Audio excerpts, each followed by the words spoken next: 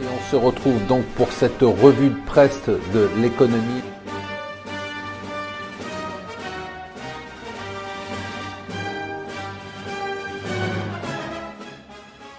Bonjour et bienvenue sur Mon Financier pour le Morning Zapping. Alors on commence avec la réforme de l'épargne, beaucoup d'annonces mais plus on va dire des mesurettes. Il n'y a pas grand chose là-dedans à part la portabilité peut-être de l'épargne retraite, la possibilité de sortir en épargne plutôt qu'en rente. Bon, ça c'est plutôt pas mal.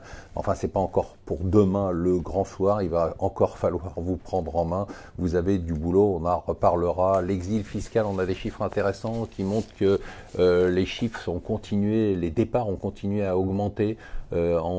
Jusqu'en 2015, on a eu les chiffres de 2015. En 2015, il y a eu 3 fois plus de départs qu'en 2010. 15 000 personnes sont parties entre 2012 à peu près et 2015. La bourse de Paris a fait 8,5% depuis son plus bas de hausse depuis le plus bas de la fin du mois de mars. Une très belle progression assez spectaculaire, et les échos nous disent aussi qu'on va avoir donc la fin de la procédure pour déficit excessif, puisqu'on a, ça y est, notre déficit qui est passé en dessous de la barre des 3%, qui va même descendre en dessous, et avec un avantage énorme, c'est qu'il y a un sondage qui montre que 80% des Français veulent une réduction de la dépense publique. Alors une réduction de la dépense publique qui ne les toucherait pas, ils veulent des réductions de dépenses qui ne sont pas les leurs.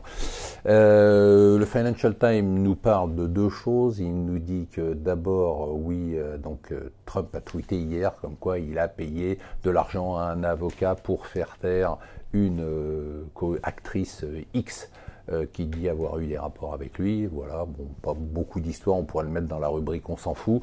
Par contre, ce qui est intéressant, c'est le fabricant de téléphones chinois qui va lancer sa cotation en bourse. Ça va être une des 20 plus grosses cotations de l'histoire.